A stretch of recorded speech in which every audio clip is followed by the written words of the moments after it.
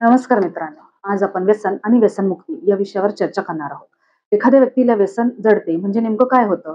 तर एखादी व्यक्ती दारू पिते, धूम्रपान करते, याचा अर्थ ती व्यक्ती व्यसनी आहे, असा सर्वसाधारणपणे विचार प्रचलित आहे. परंतु मित्रांनो, एवढंच नव्हे तर एखादी व्यक्ती त्याची इच्छा असो वा नसो, त्याच्यामध्ये त्याचा फायदा असो वा नसो, ती इच्छा पूर्ण करण्यासाठी त्याने केलेल्या जीवाचा आटापिटा आणि वेळप्रसंगी जीव धोक्यात घालून त्या इच्छेची पूर्तता करणे, ज्याला समाजामध्ये मान्यता नाही, अशी गोष्ट म्हणजे व्यसन होय.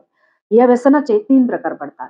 हलके, सर्वसाधारण आणि तीव्र स्वरूप. व्यसन म्हणजे प्रामुख्याने दारू पिणे, धूम्रपान करणे आणि जुगार खेळणे या 3 गोष्टींचा प्रामुख्याने समावेश होतो. परंतु यासोबतच नखे खाणे, तोंडात बोटे घालणे, मोठमोठ्याने बोलणे, रस्त्यावर थुंकणे आणि मोबाईलचा सातत्याने उपयोग करणे याचाही समावेश व्यसन यामध्ये होतो.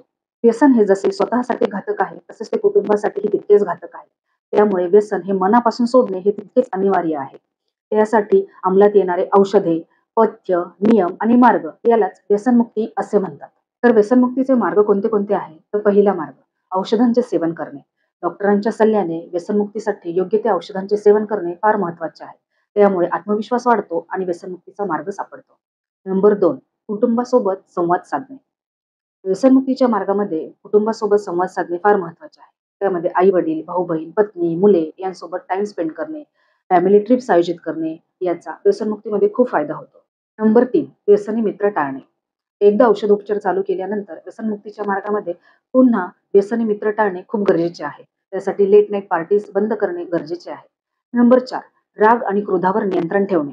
व्यसनमुक्तीच्या काळात सुरुवातीच्या काळामध्ये थोडं राग आणि क्रोधावर नियंत्रण ठेवले की पुढचा मार्ग खूप सुखकर होतो. नंबर 5, तीव्र ताणतणावापासून दूर राहणे.